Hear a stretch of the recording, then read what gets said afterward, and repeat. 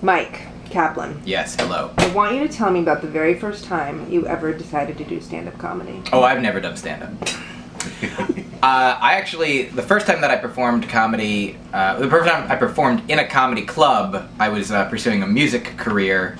That was my goal, but I was at a comedy club because I was in Boston for school, and I was just looking up on the internet, like, where are clubs to perform, and one of the ones that came up was the Comedy Studio in right across from Harvard in Cambridge, Massachusetts. So you were in college? You were a college student? I was a like college 20? senior. I was probably 21. Okay. But I was... And you were at Harvard? I was not at Harvard. Okay. I was at Brandeis, but I came from Brandeis, which is about 20 minutes outside of Boston, into the city, and went to that club. And the very first, I had songs. I had a guitar, and I just played two. They were like, "We can give you 7 minutes," and I was like, "Oh, that's not a lot of."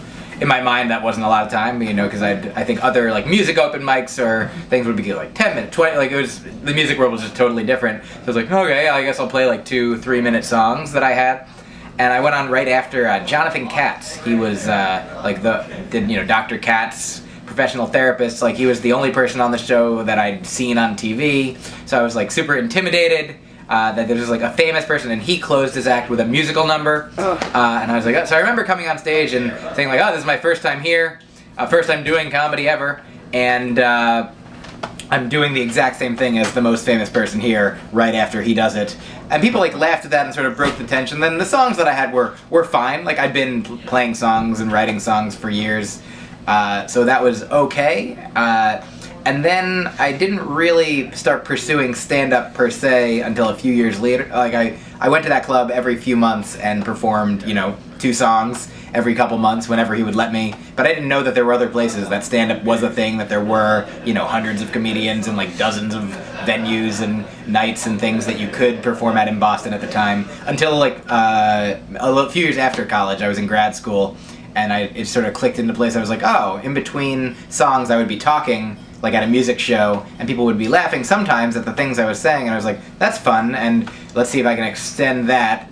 So I don't remember the exact first time that I made a point to be like, I'm just doing stand-up now, because I would still bring like a tiny guitar, like a backpacker guitar, and I would try to like do as much talking and not playing, and eventually, when I had 5 minutes that I didn't,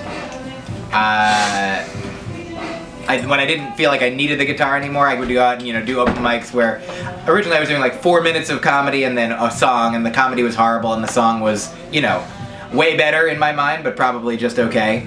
And eventually, you get opening gigs and you're doing like when I had to do 15 minutes, I would bring out the guitar, and then I didn't need it for 15, but I needed it for a half hour. And then when I was headlining, I went to colleges and I brought out the guitar, but anyway, the first time, yeah, it was just me on a guitar being scared after Jonathan Katz.